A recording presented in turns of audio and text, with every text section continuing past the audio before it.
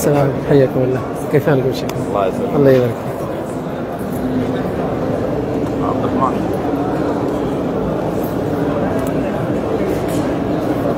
طيب انا عندك.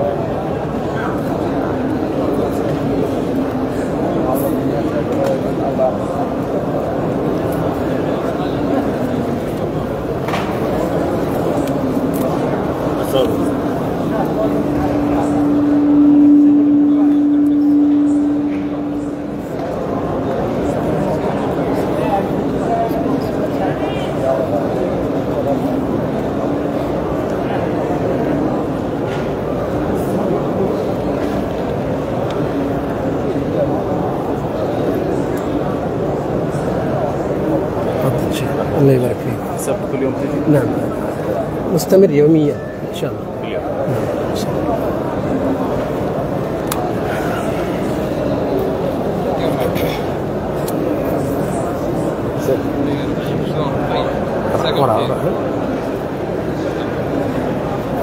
ورا بس.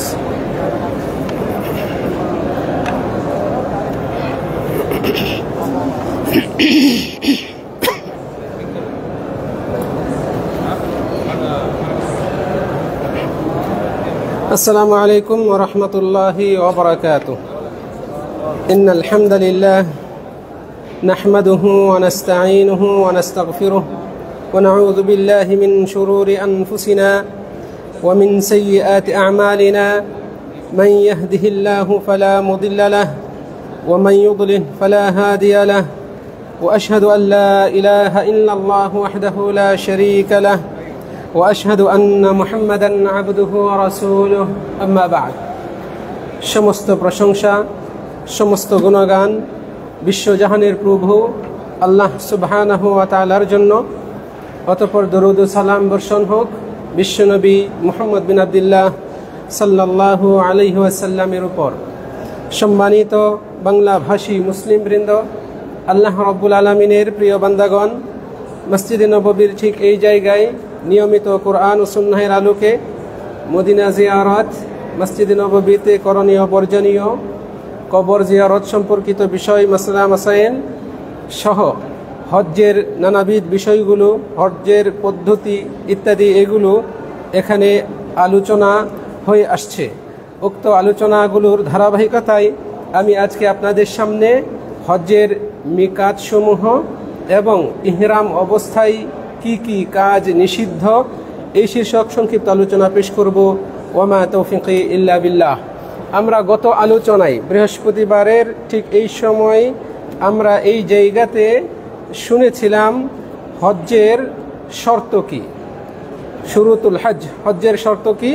সেই সাথে আমরা আরও জেনেছিলাম মাকাসিদুল হজ, হজ্জের লক্ষ্য উদ্দেশ্য এই শীর্ষক সংক্ষিপ্ত আলোচনা। আজকে আমরা আলোচনার শুরুতে যে বিষয়টি জানব সেটি হচ্ছে যে হজ্জের জন্য মিকাত কি এবং এই মিকাতের প্রয়োজনীয়তা কতটুকু, এই সম্পর্কে আমরা জানব। প্রিয় দিনী ভাইরা, মিকাত এটা আরবি শব্দ, ওয়াক্ত শব্দ হলো মূল, এর মূল ধাতু হচ্ছে ওয়াক্ত, মানে সময়, সীমা, নির্ধারিত অবস্থা। তো এই মিকাত দ্বারা উদ্দেশ্য হচ্ছে দুই রকমের, একটা হচ্ছে স্থানগত মিকাত আর একটা হচ্ছে সময়গত মিকাত। স্থানগত মিকাত এবং সময়গত মিকাত। উল্লেখ্য যে উমরার জন্য সুনির্দিষ্ট কোনো সময় নেই, উমরার জন্য সময়গত কোনো মিকাত নেই। এর মানে হচ্ছে উমরা ব্যক্তি বছরের যে কোনো দিন যে কোনো সময় পালন করতে পারে, এমনকি ঈদের দিনেও, এমনকি কদরের রাত্রিতেও, এমনকি আরাফার দিনে, যেই দিনে হাজী সাহেবগণ সকলেই আরাফার ময়দানে অবস্থান করে, সেই দিনও কোনো ব্যক্তি হাজী ছাড়া অন্য যে কোনো ব্যক্তি মক্কায় গিয়ে উমরা পালন করতে পারে। তাহলে এ থেকে বুঝতে পারলাম যে উমরার জন্য সুনির্দিষ্ট কোনো সময় নির্ধারিত নাই, সময়গত কোনো মিকাত নেই। তবে হজ্জের জন্য সময়গত মিকাত রয়েছে, অর্থাৎ হজ একটা নির্দিষ্ট সময়সীমার ভেতরে পালন করতে হবে। আর স্থানগত মিকাত হজ এবং উমরার জন্য একই। স্থানগত মিকাত হজ এবং উমরা উভয়টার জন্য একই। আমরা এখন এগুলো জানব। তো বলছিলাম যে হজ্জের জন্য সময়গত মিকাত রয়েছে। আল্লাহ রাব্বুল আলামিন কোরআন মাজিদে বলছেন, আল হাজ্জু আশহুরুম মা'লুমাত, হজ হয় সুনির্দিষ্ট কয়েকটি মাসে। আল হাজ্জু, হজ হয় আশহুরুন, কয়েকটি মাস। শাহর এর বহুবচন আশহুর, শাহর মানে মাস, কয়েকটি মাসে। মা'লুমাত, নির্ধারিত, নির্দিষ্ট কয়েকটি মাসে হজ হয়। তো এখানে আল্লাহ রাব্বুল আলামিন ইঙ্গিত দিয়েছেন যে হজ এর জন্য কয়েকটি মাস, হজ্জের মৌসুম বা মিকাত হচ্ছে কয়েকটি মাস। আর সেগুলো আমাদের নবী মুহাম্মদ সাল্লাল্লাহু আলাইহি সাল্লাম আমাদেরকে শিখিয়েছেন। আমরা হাদিস এবং সুন্নাহ থেকে জেনেছি যে হজ্জের সময়গত মিকাত বা সময় সীমা হচ্ছে 3টা মাস। কয়টা মাস? 3টা মাস। রমজানের পরেই যে মাস শাওয়াল মাস, এটা হলো প্রথম। শাওয়াল, জিলকদ, আমরা যে জিলকদ মাসের আজকে 19 তারিখে অবস্থান করছি, জিলকদ, এবং জিলহজ্জের 10 তারিখ পর্যন্ত। জিলহজ মাসের মধ্যে আমভাবে কেউ কেউ বলছেন যেহেতু 10 তারিখ হচ্ছে মূল হজ্জের কাজ, আরাফার দিনে অবস্থান, এই দিন পর্যন্ত। কেউ কেউ আরেকটু বাড়িয়ে 13 তারিখ পর্যন্ত বলেছেন। তো যাই হোক, এই হলো 3টা মাস, শাওয়াল, জিলকদ এবং জিলহজ। এই 3টি মাস হচ্ছে হজ্জের সময়গত মিকাত, হজ্জের মৌসুম। স্থানগত মিকাত আমরা একটু আগেই জেনেছি, এটা হজ এবং উমরা উভয়টার জন্য একই। আমাদের নবী মুহাম্মদ সাল্লাল্লাহু আলাইহি সাল্লাম নির্ধারণ করে দিয়েছেন। স্থানগত মিকাত বলতে উদ্দেশ্য হচ্ছে পৃথিবীর আনাচে কানাচে থেকে মানুষ বাইতুল্লাহ আসবে হজ বা উমরার নিয়তে, হজ অথবা উমরার নিয়তে। তারা কখন থেকে আনুষ্ঠানিকভাবে হজ্জে প্রবেশ করবে, কখন থেকে আনুষ্ঠানিকভাবে তারা উমরায় প্রবেশ করবে, হজ এবং উমরা পালনকারী হিসেবে গণ্য হবে, কখন থেকে, কোন স্থান থেকে বান্দাদেরকে হজ অথবা উমরা পালনকারী যারা, পালন করতে ইচ্ছুক যারা, তারা মূল কার্যাদি শুরু করবে, কোন স্থান থেকে। মূলত সেগুলো হচ্ছে মিকাত। তো রাসূল সাল্লাল্লাহু আলাইহি সাল্লাম পৃথিবীর 4 দিক থেকে নির্দিষ্ট করে স্থান নির্ধারণ করে দিয়েছেন। এবং আরেকটা হাদিসের মাধ্যমে আরেকটা দিক রাসূল সাল্লাল্লাহু আলাইহি সাল্লাম স্থান নির্ধারণ করে দিয়েছেন। ইবনে আব্বাস রাদিয়াল্লাহু আনহু হতে বর্ণিত, তিনি বলছেন যে রাসূল সাল্লাল্লাহু আলাইহি সাল্লাম ওয়াক্কাতা লি আহলিল মদিনাতি যুল হুলাইফা, রাসূল সাল্লাল্লাহু আলাইহি সাল্লাম মদিনাবাসীদের জন্য যুল হুলাইফাকে মিকাত নির্ধারণ করেছেন। যুল হুলাইফা, মদিনাবাসী যারা, তাদের জন্য যুল হুলাইফা মিকাত। এটার বর্তমান নাম হচ্ছে আবিয়ার আলী। জাযাকাল্লাহু খাইরান। ওয়ালি আহলি শাম আল জুহফা, শামবাসীদের জন্য, সিরিয়াবাসীদের জন্য জুহফা। ওয়ালি আহলিল ইয়ামান ইয়ালামলাম, এবং ইয়ামানবাসীদের জন্য ইয়ালামলাম। মনোযোগ দিয়ে শুনবেন। তারপরে ওয়ালি আহলি নাজদ করনান, এবং নজদবাসীদের জন্য করনে মানাজিল। এরপরে রাসূল সাল্লাল্লাহু আলাইহি ওয়াসাল্লাম বলেন হুন্না লাহুন্না ওয়ালিমান আতা আলাইহিন্না মিন গায়রি আহলিহিন্না মিম্মান কানা ইউরিদুল হজ্জ ওয়াল উমরা। এগুলো তাদের জন্য মিকাত যারা এগুলোর পাশে থাকে। ওয়ালিমান আতা আলাইহিন্না, এবং এগুলো তাদের জন্য মিকাত যারা এখান দিয়ে আগমন করে, অতিক্রম করে, এই জায়গা অতিক্রম করে আসে মক্কার উদ্দেশ্যে। মিম্মান আরাদাল হজ্জ ওয়াল উমরাতা, যারা হজ বা উমরার আশা করে, নিয়ত করে, এই দিক দিয়ে অতিক্রম করে, তাদের জন্য এটা মিকাত। তারপরে রাসূল সাল্লাল্লাহু আলাইহি ওয়াসাল্লাম বলছেন ফামান কানা দুনাহুন্না, যারা এই মিকাতের ভেতরে থাকে, মক্কা এবং মিকাতের মাঝামাঝি স্থানে থাকে, তাদের জন্য মিকাত কোনটা হবে? রাসূল সাল্লাল্লাহু আলাইহি ওয়াসাল্লাম বলছেন ফামান কানা দুনাহুন্না ফামিন আহলিহিম, যারা এগুলোর ভেতরে থাকে তারা এই এলাকার অধিবাসী হিসেবে ওই মিকাতের অধীনস্থ হবে। অর্থাৎ তাদের অধিক নিকটবর্তী মিকাতই হচ্ছে তাদের মিকাত। হাত্তা আহলু মক্কা ইউহিল্লুনা মিনহা, এমনকি মক্কাবাসীরা তারা সেখান থেকেই ইহরাম বাঁধবে। তাহলে এখানে এই কথার দ্বারা উদ্দেশ্য হচ্ছে যারা মিকাতের ভেতরে এবং মক্কার কাছাকাছি মিকাত থেকে মক্কা এর ভেতরে মাঝে কোথাও থাকে, তারা তাদের মিকাত সেই জায়গায়, তারা যেখানে আছে সেখান থেকেই ইহরাম বাঁধবে। এমন নয় যে ওখান থেকে পিছু এসে মিকাতে পৌঁছবে তারপর সেখান থেকে ইহরাম বেঁধে আসবে, এটা উদ্দেশ্য নয়। বরং এই মিকাতগুলোর ভেতরে যারা বাস করে তারা সেখান থেকেই ইহরাম বাঁধবে। সম্মানিত দিনী ভাইরা, আরেকটা হাদিস আসছে আয়েশা রাদিয়াল্লাহু আনহা হতে বর্ণিত। তিনি বলছেন যে আন্না রাসূলুল্লাহ সাল্লাল্লাহু আলাইহি সাল্লাম ওয়াক্কাতা লি আহলি আল-ইরাক যাতা ইরক। রাসূল সাল্লাল্লাহু আলাইহি সাল্লাম ইরাকবাসীদের জন্য যাতু ইরক নামক স্থানকে মিকাত হিসেবে নির্ধারণ করেছেন। তাহলে এই দুইটা হাদিস থেকে আমরা মোট 5টা মিকাত পাই। 5টা মিকাত পাই। এক নম্বর হচ্ছে যুলহুলাইফা মদিনাবাসীদের জন্য, 2 নম্বরে শাম তথা সিরিয়াবাসীদের জন্য জুহফা, ইয়ামানবাসীদের জন্য ইয়ালামলাম, নজদবাসীদের জন্য কারণে মানাজিল, আর ইরাকবাসীদের জন্য যাতু ইরক। এই 5টা মিকাত রাসূল সাল্লাল্লাহু আলাইহি সাল্লাম নির্ধারণ করেছেন। এছাড়া অন্য কোনো সুনির্দিষ্ট মিকাত রয়েছে মর্মে হাদিসে পাওয়া যায় না, রাসূল সাল্লাল্লাহু আলাইহি ওয়াসাল্লামের সুন্নাত থেকে প্রমাণ পাওয়া যায় না। এখানে উল্লেখ্য যে যেহেতু এখানে আমরা জানলাম ইয়ামানবাসীদের মিকাত হচ্ছে ইয়ালামলাম, তাহলে আমরা কেন সেখান থেকে ইহরাম বাঁধি? আমরা যারা বাংলাদেশ থেকে আসি, আমরা ওখান থেকে এই জন্যই ইহরাম বাঁধি যেহেতু আমরা বাংলাদেশ থেকে আসার সময় ওই মিকাত অতিক্রম করে আসি।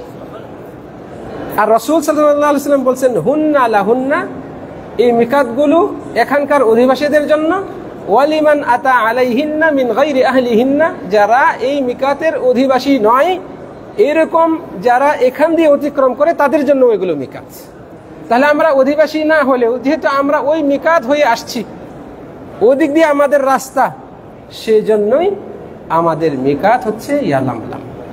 আপনার বিমান যদি ইয়ালামলাম ওই সিরিয়ার কি বলা হয় ওই ইয়ামানের ওই রাস্তা দিয়ে না আসে, অন্য দেশ দিয়ে আসে এবং সেখানে যদি অন্য মিকাত পড়ে তাহলে সেটি আপনার মিকাত। বুঝাইতে পেরেছি? এইরকম। তাহলে আমরা এই যে মদিনা থেকে যখন যাব মক্কায় হজ্জের উদ্দেশ্যে বা উমরার উদ্দেশ্যে, আমাদের সামনে কিন্তু ইয়ালামলাম পড়বে না, পড়বে কোনটা?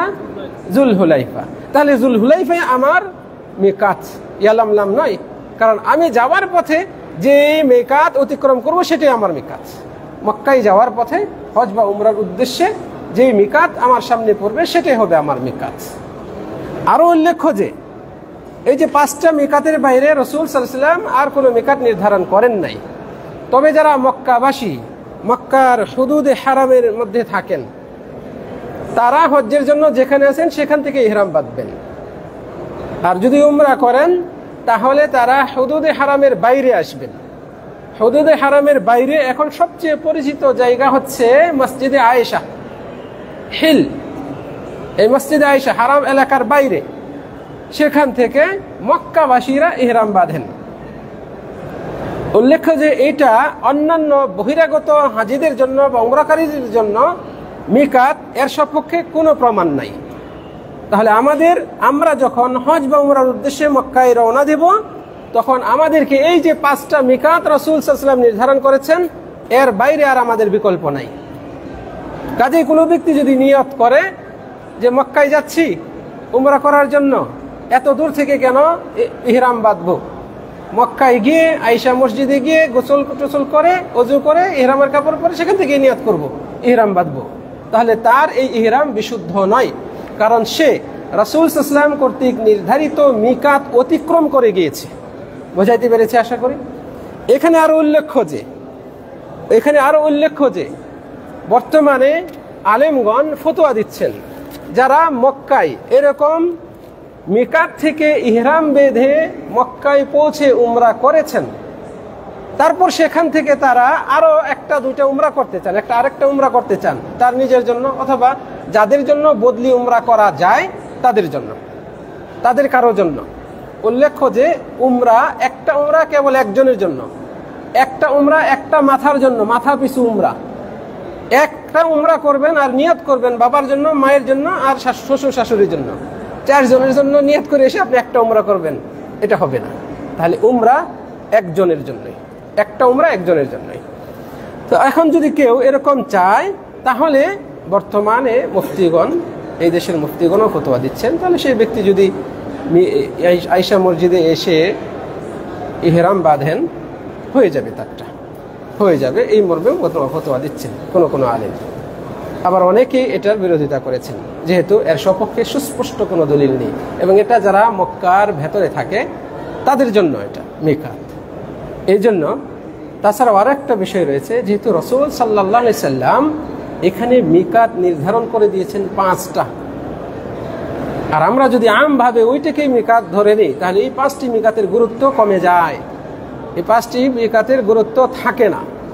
অতএব যারা বিচক্ষণ, সন্দেহমুক্ত আমল করতে চান এবং একেবারে খাঁটি নির্ভেজালভাবে আমল করতে চান, তারা একটু কষ্ট হলেও মিকাতে গিয়ে ইহরাম বেঁধে আসুন। উল্লেখ্য যে মক্কা থেকে সবচেয়ে নিকটবর্তী মিকাত রয়েছে তায়েফের ওখানে, তায়েফে গিয়ে একেবারে সবচেয়ে নিকটবর্তী এটা। আল্লাহ রাব্বুল আলামিন আমাদেরকে সঠিক বুঝদান করুন। সম্মানিত দিনী ভাইয়েরা, এগুলো হচ্ছে মিকাত। তাহলে এর সারসংক্ষেপ হচ্ছে যে হজ্জের জন্য সময়গত মিকাত হচ্ছে শাওয়াল মাস থেকে জিলহজ মাস পর্যন্ত। হজ্জের জন্য, উমরার জন্য এরকম সময়গত কোনো মিকাত নেই।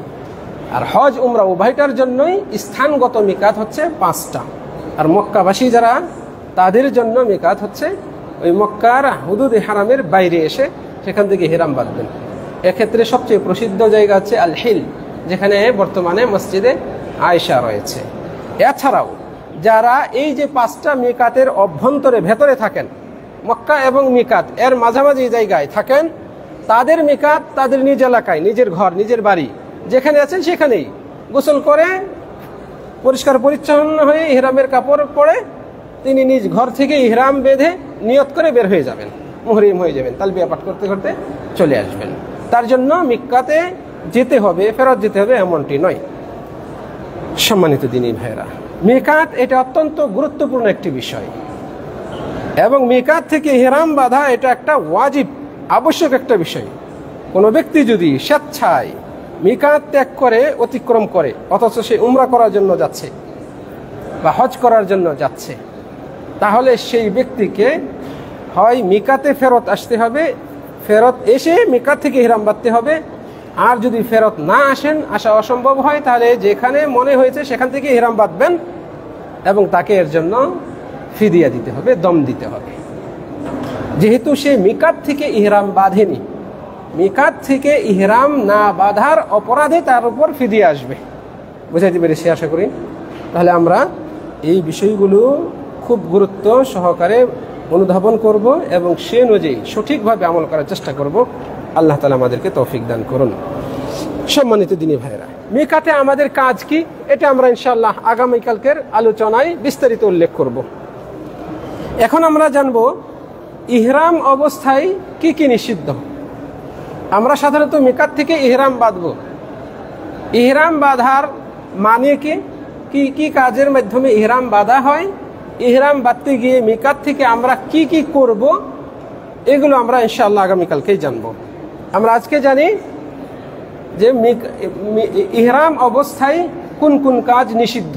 একজন হাজী সাহেব তিনি যখন মিকাতে গিয়ে হজ্জের নিয়াত করেন অথবা উমরার নিয়াত করেন, আল্লাহুম্মা লাব্বাইকা উমরাতান অথবা আল্লাহুম্মা লাব্বাইকা হাজ্জান বলে তিনি যখন নিয়াত করেন আর আগেই ইহরামের কাপড় পরিধান করেছেন, তখন থেকে তিনি মুহরিম হয়ে যান। এখন তিনি শুধু তালবিয়া পাঠ করবেন, লাব্বাইক আল্লাহুম্মা লাব্বাইক লাব্বাইক লা শারীকা লাকা লাব্বাইক, এই যে তালবিয়া এটা পাঠ করবেন।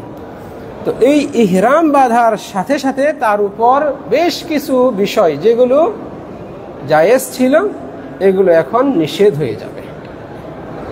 এইগুলোকে বলা হয় আরবিতে মাহযুরাতুল ইহরাম, ইহরাম অবস্থায় নিষিদ্ধ কাজসমূহ। সাধারণত এই নিষিদ্ধ কাজগুলো তিন রকমের হয়। কিছু আছে শুধু পুরুষের জন্য, কিছু আছে শুধু মহিলাদের জন্য নিষেধ, আর কিছু আছে নারী পুরুষ উভয়ের জন্যই নিষেধ। শুধু পুরুষের জন্য নিষেধ এরকম কাজ হচ্ছে 3টা, শুধু পুরুষের জন্য খাস এরকম কাজ হচ্ছে 3টা যেগুলো নিষেধ ইহরাম অবস্থায়। 1 নম্বর হচ্ছে তাগতিয়াতুর রাস, মাথা ঢাকা। মাথা ঢাকা এটা পুরুষের জন্য নিষেধ। যখন বললাম পুরুষের জন্য খাস, তাতে বোঝা যাচ্ছে মহিলাদের জন্য জায়েজ আছে, মহিলারা মাথা ঢাকতে পারবেন ইহরাম অবস্থাতে। রাসূল সাল্লাল্লাহু আলাইহি সাল্লাম তিনি বলছেন, ওয়ালা তুখাম্মিরু রাসাহু ওয়ালা ওয়াজহাহু, তোমরা তার মাথা চেহারা ঢেকো না। জনৈক সাহাবী মুহরিম অবস্থায় মৃত্যুবরণ করেন, তখন তাকে দাফন কাফন করানোর ব্যাপারে রাসূল যখন নির্দেশনা দেন, তখন বলেছিলেন তোমরা তার চেহারা এবং মাথা ঢাকবে না, কারণ সে মুহরিম, আর সে আল্লাহর দরবারে কিয়ামতের দিন উপস্থিত হবে ওই অবস্থাতে, একেবারে ইহরাম পরহিত অবস্থায় উপস্থিত হবে। তো এইটা হলো দলিল যে একজন মুহরিম ব্যক্তি তিনি ইহরাম অবস্থায় মাথা ঢাকবেন না। কাজেই পুরুষের জন্য যে সমস্ত বস্তু, কাপড় বা অন্যান্য বিষয় যেগুলো মাথার সাথে লেপ্টে থাকে, লেগে থাকে, যেমন এই যে টুপি অথবা এই যে সেমাক অথবা পাগড়ি অথবা অন্য কোনো চাদর বা কিছু, যে কোনো যে বস্তু মাথার সাথে লেগে থাকে, এই রকম বস্তু দিয়ে মাথা ঢাকা নিষেধ। তবে মুহরিম অবস্থায় মাথার উপরে ছাতা ব্যবহার করতে পারবেন, ছায়া দেওয়ার জন্য, রোদ থেকে বাঁচার জন্য, বৃষ্টি থেকে বাঁচার জন্য, অথবা অন্য কোনো বস্তু যেগুলো মাথার সাথে একেবারে লেপ্টে থাকে না, মাথা ঢাকা উদ্দেশ্য হয় না, এরকম বস্তু মাথার উপর রাখতে পারবেন। যেমন তিনি তার ব্যাগ বা লাগেজ হাতে টানা কষ্ট হচ্ছে, মাথার উপর রেখে সুন্দরভাবে হেঁটে যাবেন। আছে না এরকম অনেকেই, সহজে হাঁটতে পারে মাথায় রেখে। যদি এরকম ব্যাগ রাখে, মাথাটা তো ঢেকে যায়, কিছু অংশ ঢেকে যায়, এত কোনো সমস্যা নেই, কারণ তার মাথা ঢাকা উদ্দেশ্য নয়, নিজের সামগ্রী আসবাবপত্র এগুলো বহন করা উদ্দেশ্য। সম্মানিত দিনী ভাইয়েরা, আমাদের নবী মুহাম্মদ সাল্লাল্লাহু আলাইহি ওয়াসাল্লাম তিনি তো একটাই হজ করেছেন, বিদায় হজ। জনৈক সাহাবী, মহিলা সাহাবী উম্মে হুসাইন রাদিয়াল্লাহু আনহা, তিনি বলছেন, হাজাজনা মান নবী সাল্লাল্লাহু আলাইহি ওয়াসাল্লাম হাজ্জাতুল ওয়াদা, আমরা তো রাসূল সাল্লাল্লাহু আলাইহি ওয়াসাল্লামের সাথে বিদায় হজ করেছিলাম। আমি দেখেছি হিনা রমা জামরাতুল আকাবা, রাসূল সাল্লাল্লাহু আলাইহি ওয়াসাল্লাম যখন জামরায়ে আকাবায় পাথর নিক্ষেপ করলেন, তারপরে চলে যাচ্ছেন, চলে যাওয়ার সময় তিনি তো তার উটের উপর বসেছিলেন, ওই অবস্থাতেই তিনি পাথর নিক্ষেপ করেছেন এবং সেভাবেই যাচ্ছেন। সাথে বেলাল এবং উসামা, এই দুইজন সাহাবী ছিলেন, বেলাল এবং উসামা রাদিয়াল্লাহু আনহুমা, এই দুইজন সাহাবী ছিলেন। এই দুইজনের একজন রাসূল সাল্লাল্লাহু আলাইহি ওয়াসাল্লামের উট টেনে নিয়ে যাচ্ছে, আরেকজন রাসূল সাল্লাল্লাহু আলাইহি ওয়াসাল্লামের উপর কাপড়, চাদর ধরে রাখছে সূর্যের তাপ থেকে বাঁচানোর জন্য। তাহলে এটা হলো দলিল, একজন হাজী সাহেব ছাতা ব্যবহার করতে পারেন, অথবা তার গায়ের জামার একটা অংশ অথবা গামছা বা চাদর এগুলো মাথার উপর এভাবে ধরতে পারেন, প্রচণ্ড রোদ থেকে বাঁচার জন্য। এখন তো প্রচণ্ড রোদের সময়, প্রচণ্ড গরম, আপনি যখন আরাফার ময়দানে থাকবেন প্রচণ্ড রোদ হয়তো থাকবে। আল্লাহর কাছে দোয়া করে আল্লাহ রাব্বুল আলামিন যেন সহজ করে দেন। অথবা আমরা যখন পাথর নিক্ষেপ করতে আসবো ওই সময় প্রচণ্ড গরম থাকে, যেহেতু সেই সময় গরমের সময় পুরো সূর্য তখন আলোকিত থাকে এই সময়টাতে। তো এই সময় যদি কোনো হাজী সাহেব এক্সট্রা কাপড় সাথে নেন বা নিজের পরনে যে ইহরামের কাপড় রয়েছে এটার একটা অংশ যদি মাথার উপর এভাবে ধরে রাখেন, মাথার সাথে না লাগিয়ে, তাতে কোনো দোষ নেই। ইহরাম অবস্থায় হাজী সাহেব তিনি পানিতে ডুব দিতে পারেন। পানিতে ডুব দিলে যদিও পানির দ্বারা মাথা ঢেকে যায় তাতেও কোনো সমস্যা নেই, তাতেও কোনো সমস্যা নেই। এই কথাগুলো বলছি যাতে করে আপনাদের ভেতরে যে প্রশ্ন জাগে সব প্রশ্নের উত্তরগুলো আপনারা সহজে পেয়ে যান। যদি কোনো হাজী সাহেব ঘুমন্ত অবস্থায়, অজ্ঞাত অবস্থায় কাপড় দিয়ে তার মাথাটা ঢেকে যায় তাহলে এতে কোনো দোষ নেই। স্মরণ হওয়ার সাথে সাথে তিনি সরিয়ে ফেলবেন, স্মরণ হওয়ার সাথে সাথে সরিয়ে ফেলবেন। মনে রাখবেন, আল্লাহ রাব্বুল আলামিন কোনো অপরাধকে অপরাধ হিসেবে বিবেচনা করেন না যদি সেই অপরাধটা ব্যক্তি অজ্ঞাতবশত করে, ভুলবশত করে, অথবা একেবারে বাধ্য হয়ে কেউ তাকে এমন প্রেশার সৃষ্টি করেছে যে নিরুপায়, নয়তো তাকে হত্যা করে ফেলবে, এই জাতীয় নিরুপায় অবস্থায় করে, তাহলে সেটাকে আল্লাহ রাব্বুল আলামিন ক্ষমা করে দেন। আমরা ইনশাআল্লাহ সামনে যে আলোচনা করব সেইগুলোর মধ্যে দলিলে উল্লেখ করব। তো বলছিলাম, অনুরূপভাবে যদি বান্দা ঘুমের অবস্থায়, ঘুমন্ত অবস্থায় কোনো কাজ করে ফেলে যেটা শরীয়তে নিষিদ্ধ, তাহলে এক্ষেত্রে ইসলাম তাকে পাকড়াও করবে না, জিজ্ঞাসাবাদ করবে না, সে জবাবদিহিতার সম্মুখীন হবে না। কারণ রাসূল সাল্লাল্লাহু আলাইহি সাল্লাম এমন ব্যক্তির উপর উল্লেখ করেছেন যে আল্লাহ তাআলা এমন ব্যক্তির উপর থেকে কলম উঠিয়ে নিয়েছেন। গত আলোচনায় আমরা জেনেছিলাম রাসূল সাল্লাল্লাহু আলাইহি সাল্লাম বলছেন, রুফিআল কালামু আন সালাতিন, 3 ধরনের ব্যক্তির উপর থেকে কলম উঠিয়ে নেওয়া হয়েছে। ওয়ানিন নাইমে, এই 3 ধরনের মধ্যে একজন হচ্ছেন ওয়ানিন নাইমে, ঘুমন্ত ব্যক্তি, হাত্তা ইয়াস্তাইকিযা, যতক্ষণ না জাগ্রত হয়।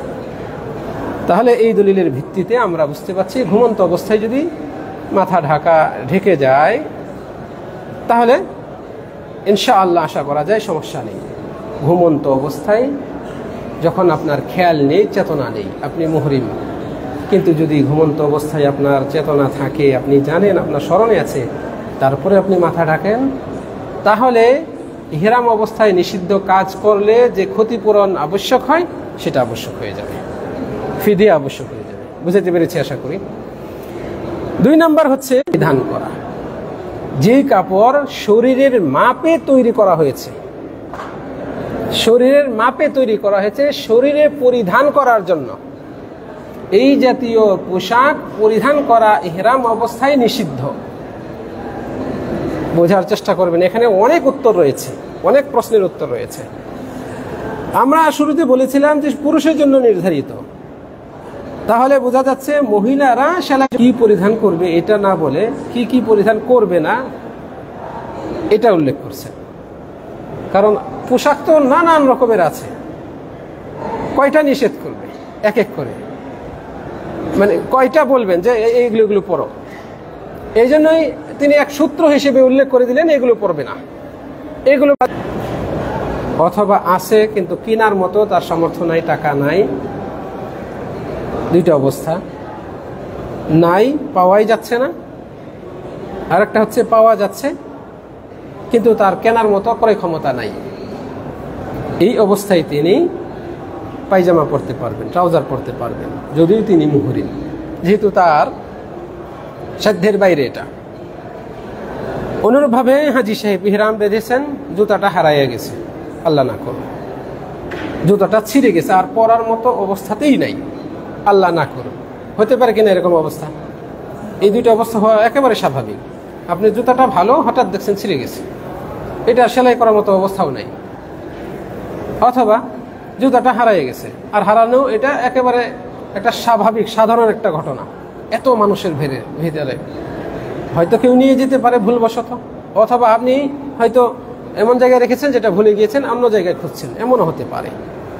তো যাই হোক, যে কোনোভাবে যদি জুতা হাজী সাহেবের জুতা না থাকে, জুতা না পান, ব্যবস্থা কোনোভাবে না হয়, তাহলে সেই হাজী সাহেব মোজা পরতে পারবেন।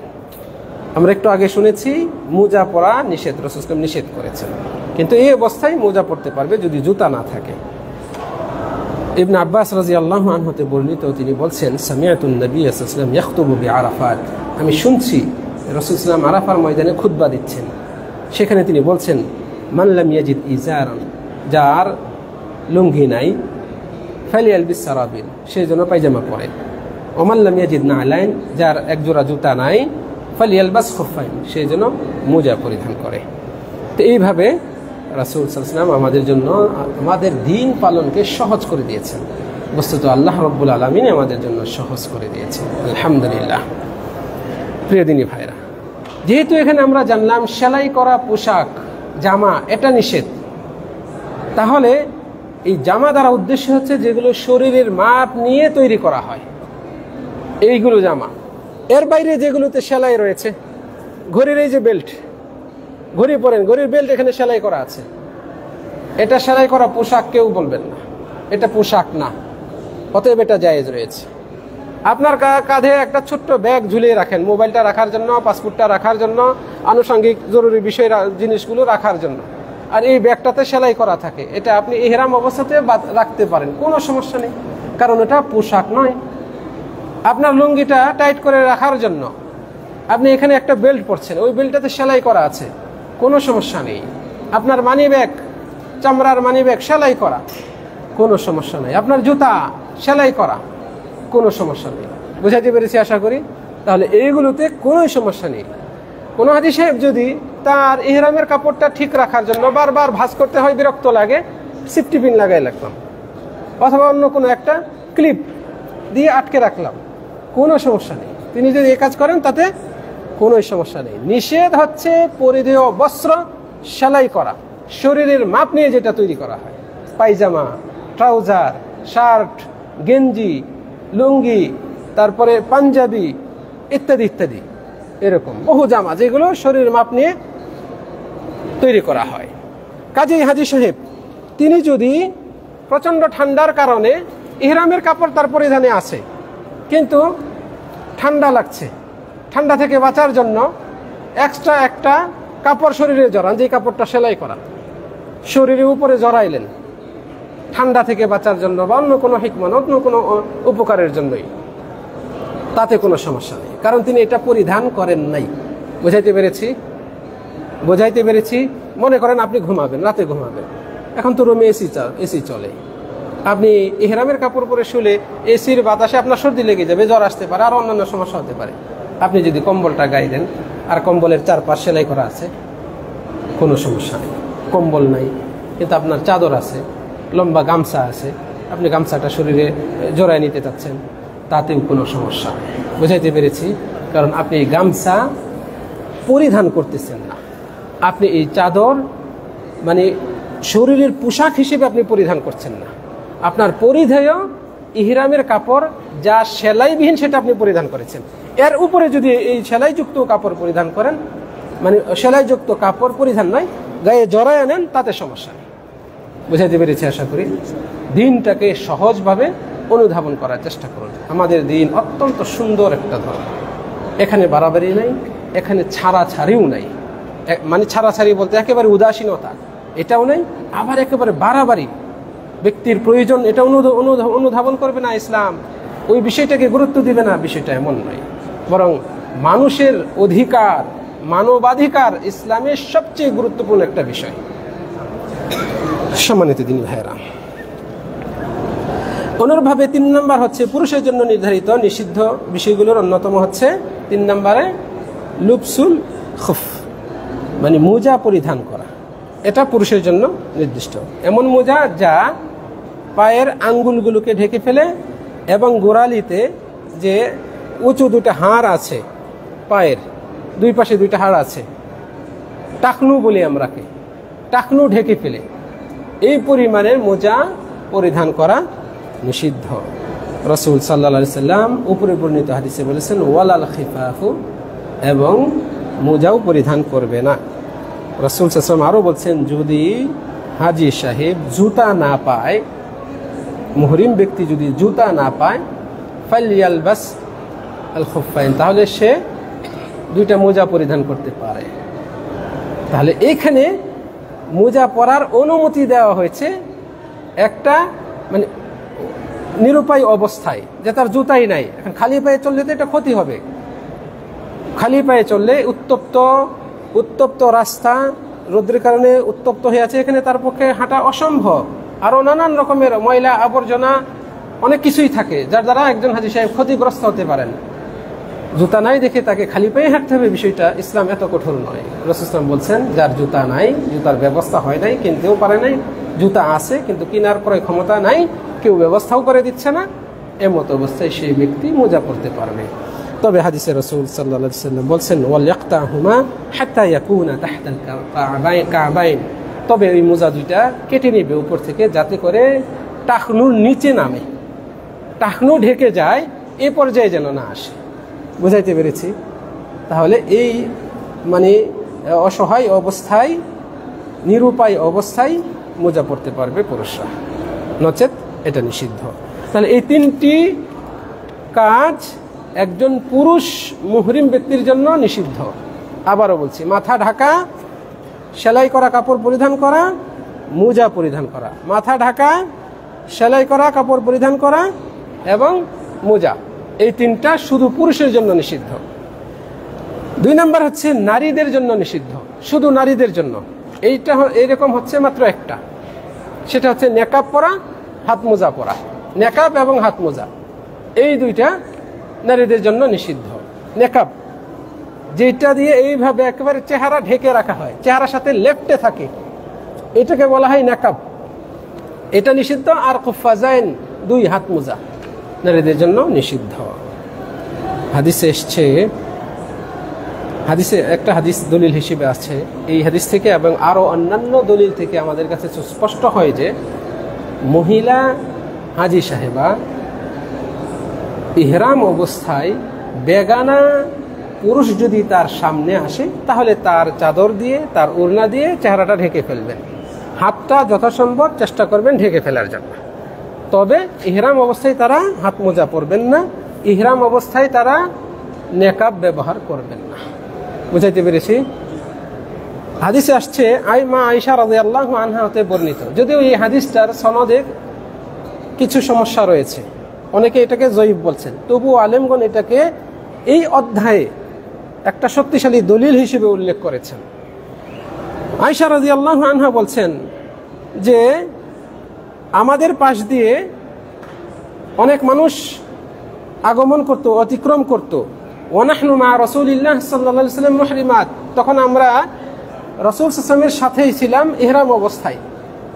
মা আয়েশা রাদিয়াল্লাহু আনহা বলছেন ফাইদা হাযু বিনা, যখন ওই পুরুষগুলো, বেগানা পুরুষগুলো আমাদের কাছাকাছি চলে আসতো, আমাদের বরাবর হয়ে যেত, সাদালাত ইহদানা জিলবাবাহা মিন রাসিহা আলা ওয়াজহিহা, তখন আমাদের মতো যারা মেয়েরা ছিল, মহিলারা মুহরিম অবস্থায় ছিল, তারা তাদের জিলবাব, চাদর বা উড়না এর একটা অংশ তাদের চেহারায়, মাথার উপর দিয়ে চেহারার উপর ছেড়ে দিত। এইভাবে মাথার উপর দিয়ে চেহারার উপর ছেড়ে দিত, এইভাবে চেহারা ঢেকে ফেলত। মা আয়েশা রাদিয়াল্লাহু আনহা বলছেন আমরা রাসূল সাল্লাল্লাহু আলাইহি ওয়াসাল্লামের সাথে মুহরিম অবস্থায় ছিলাম, বেগানা পুরুষ, অপরিচিত পুরুষ যদি আমাদের পাশ দিয়ে অতিক্রম করত, আমাদের কাছাকাছি বরাবর হয়ে গেলে আমরা, আমাদের মহিলারা, নারীরা এরকম তাদের উড়না বা চাদরের একাংশ মাথার উপর দিয়ে চেহারার উপর ছেড়ে দিতাম, এইভাবে তারা পর্দা করতেন। তিনি আরো বলছেন ফাইদা যা ওয়াজুনা, যখন এই পুরুষগুলো আমাদেরকে অতিক্রম করে চলে যেত, কাশাফনা, তখন আমরা চেহারা আবার খুলে ফেলতাম। বুঝাইতে পেরেছি আশা করি? তাহলে মহিলারা, আপনাদের সাথে স্ত্রী আছেন, মা আছেন, মেয়ে আছেন, এরকম মহিলারা অনেকের সাথেই আছেন, এই শিক্ষাটা তাদেরকে দিবে। চেহারা একেবারে নেকাব দিয়ে ঢেকে রাখবেন না হেরাম অবস্থায়, আলাদা চাদর, যেহেতু তাদের জন্য নির্দিষ্ট কোনো কাপড় নাই, তারা স্বাভাবিক পোশাকই পরিধান করবেন, একটা ওড়না, লম্বা ওড়না রাখলেন, সেই ওড়নাটা দিয়ে এরকম চেহারাটা এভাবে ঢেকে রাখলেন। আবার যখন দেখবেন নিরাপদ, আশপাশে পুরুষ নাই, চেহারাটা খুলে রাখলেন। এই সিস্টেম করে পর্দা করে চলবে। কেউ কেউ কোনো আলেম আবার এটাকে আরো একটু সহজ করে ব্যাখ্যা করেছেন, যদি সম্ভব হয় এমন কিছু রাখার যেটা দিয়ে চেহারার উপর দিয়ে একটা পর্দার মতো থাকবে, চেহারার সাথে লেপ্টে থাকবে না, যেটা বর্তমানে অনেককেই আমরা দেখি, এখানে হারামাইনে অনেক নারীদেরকেই আমরা দেখতে পাই যে তারা এই সিস্টেম করে নেন। সেটাও তারা করে নিতে পারেন, চেহারার সাথে যেন না লেগে থাকে, এই বিষয়টা খেয়াল রাখবেন। এইটা হচ্ছে মহিলাদের জন্য নিষিদ্ধ। আর 3 নাম্বার হচ্ছে নারী পুরুষ উভয়ের জন্য নিষিদ্ধ। নারী পুরুষ উভয়ের জন্য নিষিদ্ধ, এরকম বিষয় হচ্ছে মোট 7টি। নারী পুরুষ উভয়ের জন্য নিষিদ্ধ এরকম হচ্ছে 7টি। এর মধ্যে 1 নাম্বার হচ্ছে মাথার চুল কেটে ফেলা, সেটে ফেলা, উপড়ে ফেলা। মাথার চুলের সাথে শরীরের অন্যান্য অঙ্গ প্রত্যঙ্গের চুলও অন্তর্ভুক্ত। একটু মনোযোগ দিয়ে শুনবেন। মাথার চুলের সাথে শরীরের অন্যান্য অঙ্গ প্রত্যঙ্গের চুলও অন্তর্ভুক্ত, এটা নারী পুরুষ উভয়ের জন্যই। আল্লাহ রাব্বুল আলামিন কোরআনে বলছেন ওয়ালা তাহলিকু রুউসাকুম হাত্তা ইয়াবলুগাল হাদিয়ু মাহিল্লাহ, তোমরা তোমাদের মাথার চুল কাটবে না, হলক করবে না যতক্ষণ না কুরবানি তার স্বস্থানে পৌঁছে, মানে কুরবানি দেওয়ার আগে, ইয়াউমুন নাহার, কুরবানি দেওয়ার আগে তোমরা মাথার চুল কাটবে না। জমহুর আলেমগণ এটার সাথে শরীরের অন্যান্য চুলকেও, লুমকেও একীভূত করেছেন। তারা বলছেন শরীরের অন্যান্য লোমও এর অন্তর্ভুক্ত। কাজে নাভির নিচের চুল, বগলের নিচের চুল, দাড়ি, মুছ, দাড়ি তো এমনিতেই নিষেধ, তবুও বলছি যেহেতু অনেকের অভ্যাস রয়েছে, দাড়ি, মুছ অথবা শরীরের অন্যান্য লোম এগুলো তোলা যাবে না, কাটা যাবে না, উপরে ফেলা যাবে না। ইহরাম অবস্থায় যতক্ষণ না আপনি 10 তারিখে ইয়াউমুন নাহার কুরবানির দিনে এসে পাথর নিক্ষেপ করেছেন, তারপরে কুরবানি থাকলে কুরবানি করেছেন, কুরবানি যদি নাও করেন তারপরে আপনি মাথার চুল কাটলেন, মাথার চুল কেটে হালাল হয়ে গেলেন, এরপর থেকে আপনার জন্য চুল নখ এগুলো কাটা জায়েজ। এখানে উল্লেখ্য যে কোনো ব্যক্তির দ্বারা যদি এই জাতীয় কাজ হয়ে যায়, এই কাজটি হয়ে যায় ইচ্ছাকৃত, তিনি দাড়ি কাটলেন বা মুছ কাটলেন অথবা চুল কাটলেন, ছোট করলেন ইচ্ছাকৃত, অথচ তিনি মুহরিম ইহরাম অবস্থায় জেনে বুঝে করলেন, তাহলে তার উপর ফিদিয়া লাগবে। আল্লাহ রাব্বুল আলামিন বলছেন, ফামান কানা মিনকুম মারিদান আও বিহি আদাম মিন রাসিহি ফাফিদিয়াতুম মিন সিয়ামিন আও সাদাকাতিন আও নুসুক। তোমাদের মধ্যে যে ব্যক্তি অসুস্থ হয় অথবা তার মাথায় কোনো সমস্যা, অসুখ থাকে, চুল থাকার কারণে সমস্যা হচ্ছে এমন হয়, তাহলে তাকে রোজা রাখতে হবে ফিদিয়া হিসেবে, আও সাদাকা অথবা সদকা করতে হবে, আও নুসুক অথবা একটা কুরবানি দিতে হবে। কার জন্য? যার মাথায় সমস্যা আছে, চুল থাকার কারণে তার সমস্যা হচ্ছে, চুলকানি হয় অনেক বেশি কোনো একটা সমস্যার কারণে, চুলটা কেটে ফেললে আরাম হবে, অথবা কোনো অসুখ সমস্যা যার কারণে চুল রাখা তার পক্ষে কষ্টসাধ্য হচ্ছে, এই অবস্থায় যদি সে চুল কাটে তবুও তাকে ফিদিয়া দিতে হবে। আর ব্যক্তি যদি সমস্যা ছাড়া কাটে তাহলে তাকে তো ফিদিয়া দেওয়া লাগবেই, সাথে আরও অতিরিক্ত হচ্ছে সে গুনাহগার হবে, আল্লাহর কাছে ক্ষমাও চাইতে হবে। এই ফিদিয়া তো লাগবেই। এই ফিদিয়া কি? 3টা আল্লাহ রাব্বুল আলামিন উল্লেখ করলেন, রোজা অথবা সদকা অথবা কুরবানি। রোজা হচ্ছে 3টা রোজা রাখা ফিদিয়া হিসেবে, সদকা হচ্ছে 6 জন মিসকিনকে আধা সা করে মোট 3 সা খাদ্য দান করা, অথবা এগুলো অথবা ইখতিয়ার দেওয়া হয়েছে, আপনার যেটা সুবিধা।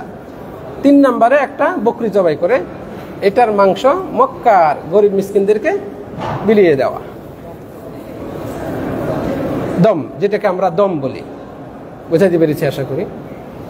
এই ফিদিয়া, এই যে 3টা ফিদিয়া, এগুলো অন্যান্য যে বিষয়গুলো আসবে এগুলোর সাথে সম্পৃক্ত, মনে রাখবেন, পরে শুধুমাত্র সংক্ষেপভাবে আমি ইঙ্গিত দিয়ে বলবো। 2 নম্বর হচ্ছে তাকলিমুল আযাফির, নখ উপরে ফেলা, কেটে ফেলা, ভেঙে ফেলা ইচ্ছাকৃতভাবে, এটাও নিষিদ্ধ নারী পুরুষ উভয়ের জন্য। এটা মাথার চুলের উপর কিয়াস করে আলেমগণ উল্লেখ করেছেন, এবং ইবনুল মুনজির রাহিমাহুল্লাহ এই ব্যাপারে আলেমগণ একমত, ইজমা এটা উল্লেখ করেছেন।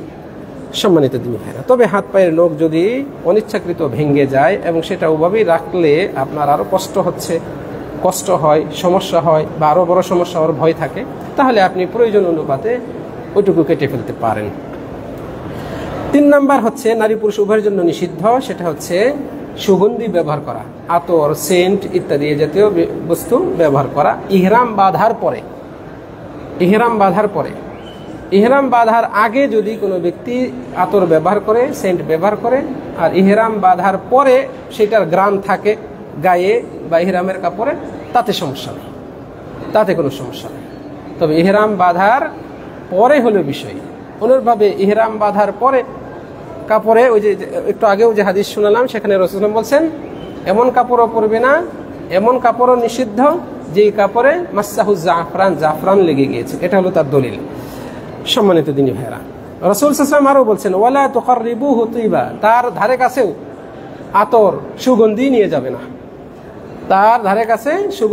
না, ওই যে একজন ব্যক্তি ইহরাম অবস্থায় মারা গিয়েছিলেন, তাকে দাফন কাফন শীর্ষক রাসূল সাল্লাল্লাহু আলাইহি ওয়াসাল্লামের নির্দেশনার মধ্যে এটাও এসেছে, তার কাছে সুগন্ধি নিয়ে যাবে না, তার গায়ে সুগন্ধি লাগাবে না। এ থেকে বোঝা যায় যে হাজী সাহেব যিনি ইহরাম অবস্থায় আছেন তিনি সুগন্ধি লাগাবেন না।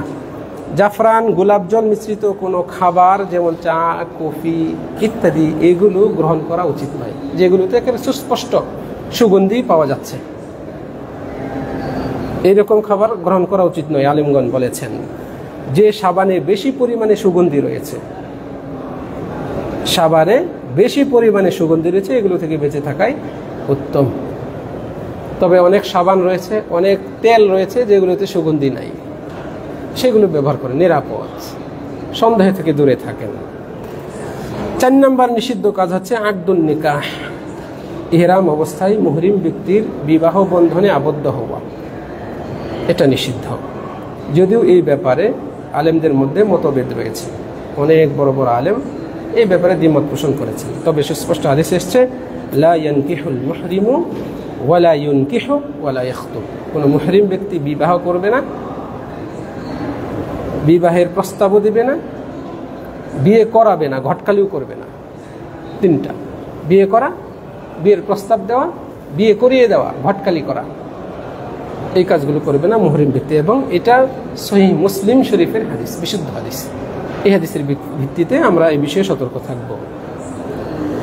5 নম্বর হচ্ছে কামনা বাসনার সাথে স্ত্রীকে জড়িয়ে ধরা, অথবা স্ত্রী তার স্বামীকে জড়িয়ে ধরবে কাম ভাব নিয়ে, এটা নিষিদ্ধ। চুমু খাওয়া বা এই জাতীয় কিছু করা উত্তেজনার সাথে, এটা নিষিদ্ধ। তবে যদি উত্তেজনা ছাড়া স্বাভাবিকভাবে আদর করে, জড়িয়ে ধরে বা চুমু দেয়, তাতে কোনো সমস্যা নেই। কিন্তু উত্তেজনার সাথে এই কাজটি নিষেধ। কেননা আল্লাহ তাআলা বলছেন, ফামান ফারাদা ফীহিন্নাল হাজ্জা, যে ব্যক্তি এই মাসগুলোতে, হজ্জের মাসগুলোতে হজ করার মনস্থির করলো, ফালা রাফাসা, এমত অবস্থায় তার অশ্লীল কাজ, রাফাস চলবে না, ওয়ালা ফুসুক, ফাসিকি কাজ, কবিরা গুনাহের কাজ চলবে না, ওয়ালা জিদালা ফিল হজ, এবং হজ্জের সময় ঝগড়াঝাটিও চলবে না। তো শুরুতে যে অশ্লীল যেটা বলা হলো রাফাস, রাফাস দ্বারা এখানে মুফাসসিরিনগণ ব্যাখ্যায় বলেছেন স্ত্রী সহবাস করা, অথবা স্ত্রী সহবাসের পূর্বে যে কাজগুলো করা হয় স্ত্রীর সাথে, স্বামী স্ত্রী একসাথে করেন, এই জাতীয় চুমু খাওয়া, জড়িয়ে ধরা, উত্তেজনার সাথে স্পর্শ করা, এগুলো নিষিদ্ধ। ফলে এটা হলো তার দলিল কোরআন থেকে। 6 নম্বর, নারী পুরুষ উভয় ধরনের মুহরিমের জন্য নিষিদ্ধ কাজ হচ্ছে স্ত্রী সহবাস, মিলন করা, একেবারে নিষিদ্ধ। মুহরিম ব্যক্তির জন্য নিষিদ্ধ কাজ যতগুলো রয়েছে, এগুলোর মধ্যে সবচেয়ে গর্হিত নিষিদ্ধ কাজ, সবচেয়ে জঘন্যতম নিষিদ্ধ কাজ হচ্ছে এটা, যে সে ইহরাম অবস্থায় স্ত্রীর সাথে সহবাস করবে। স্ত্রী স্বামীকে বাধ্য করবে, অথবা স্বামী স্ত্রীকে বাধ্য করবে এই কাজের জন্য, অথচ তারা মুহরিম, ইহরাম অবস্থায় রয়েছে। এটা সবচেয়ে গর্হিত নিষিদ্ধ কাজ। এর দলিল হচ্ছে পূর্বের আয়াতটি, যেখানে আল্লাহ তাআলা বলছেন সওয়াব হয়, যা আমরা অন্যান্য হাদিস থেকে জেনেছি, এবং আজকের আলোচনা শুরুতে এটাও জেনেছি যে ইহরাম বাঁধার ফলে কিছু কাজ যেগুলো জায়েজ ছিল সেগুলো এই সময় নিষেধ হয়ে গিয়েছে। যেহেতু স্বামী স্ত্রীর মিলন এটা জায়েজ, কিন্তু এখন যেহেতু তাহারা মুহরিম, এই জন্য এটা হারাম, নিষেধ, না জায়েজ। এই কাজটার হজ্জের 10 তারিখে ইয়াউমুন নাহার, যাকে আমরা কুরবানির দিন বলি, কুরবানির দিনে 5টা কাজ রয়েছে, এর মধ্যে 2টা কাজ করলে প্রাথমিক হালাল হয়ে যায়। এই 2টা কাজের আগে যদি স্ত্রীর সাথে সহবাস করে, তাহলে তার হজ বাতিল হয়ে যাবে।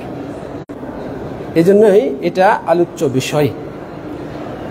দ্বিতীয় অবস্থা হচ্ছে প্রাথমিক হালাল হওয়ার পরে সে এই কাজ করেছে, চূড়ান্ত হালাল হওয়ার আগে। প্রাথমিক হালাল একটু আগেও বললাম, পাথর মেরেছে, মাথার চুল কেটে সে হালাল হয়ে গিয়েছে, মানে ইহরামের কাপড় ছেড়ে সাধারণ পোশাক পরেছে, সুগন্ধি টুগন্ধি মাখিয়ে সে এখন পুরো ফ্রেশ হয়ে গিয়েছে।